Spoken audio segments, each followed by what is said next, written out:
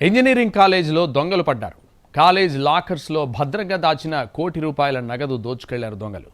ఎవరికంట కనబడకుండా లోపలికి దూరి లాకర్స్ బ్రేక్ చేసి మరీ దోచుకెళ్లారు.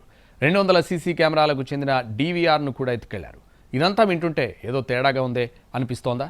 పోలీసులు కూడా ఇదే అనుమానిస్తున్నారు.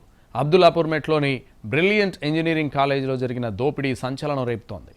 ఇది అబ్దుల్లాపూర్ మెట్లోని బ్రిలియంట్ ఇంజనీరింగ్ కాలేజ్. విశాలమైన మైదానంలో అతిపెద్ద క్యాంపస్తో పగడ్బందీ భద్రతతో ఉంటుంది.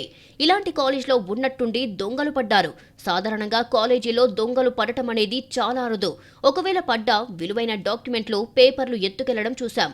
కానీ బ్రిలియంట్ కాలేజీలో దొంగలు ఏకంగా ₹1,00,00,000 దోచుకెళ్లారు. కాలేజీ క్యాంపస్లో మొత్తం 200 సీసీ కెమెరాలు ఉన్నాయి. ఇందులో ఏ ఒక్క కెమెరాకు కూడా చిక్కకుండా దొంగలు లోపలికి ఎంట్రీ ఇచ్చారు. నేరుగా కాలేజ్లో డబ్బు ఎక్కడ భద్రపరిచారో ఆ లాకర్స్ ఉన్న రూమ్లోకి వెళ్లారు. లాకర్ను బద్దలు కొట్టి అందులో ఉన్న ₹1,00,00,000 నగదు దోచుకున్నారు. 200 సీసీ కెమెరాలకు చెందిన DVRను కూడా ఎత్తుకెళ్లారు. తెలివిగా వ్యవహరించిన దొంగలు అక్కడ ఎలాంటి ఆనవాళ్లు లేకుండా జాగ్రత్త పడ్డారు. ఉదయం కాలేజీకి వచ్చిన తర్వాత డబ్బు చోరీ అవ్వడం గుర్తించిన సిబ్బంది పోలీసులకు సమాచారం ఇచ్చారు. దొంగతనం జరిగిన తీరుపై పోలీసులు అనుమానం వ్యక్తం చేస్తున్నారు. పక్కాగా ఇంటి దొంగల పనే అయి ఉంటుందని భావిస్తున్నారు. దొంగలు సాధారణంగా ఇళ్లను టార్గెట్ చేస్తారు, కానీ కాలేజీలు, స్కూళ్లను టార్గెట్ చెయ్యరు. అందులోనూ కాలేజ్లో అంత పెద్ద మొత్తంలో డబ్బు ఉంటుందని కూడా ఎక్స్పెక్ట్ చెయ్యరు అని అంటున్నారు పోలీసులు.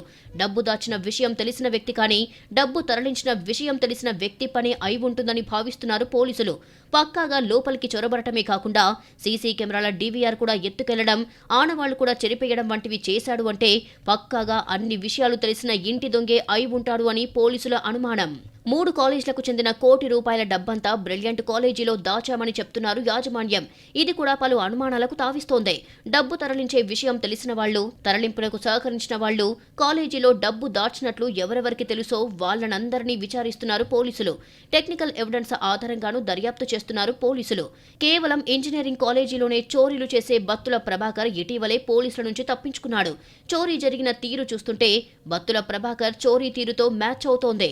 దీంతో అతని పని అయి ఉంటుందని పోలీసులు అనుమానం వ్యక్తం చేస్తున్నారు.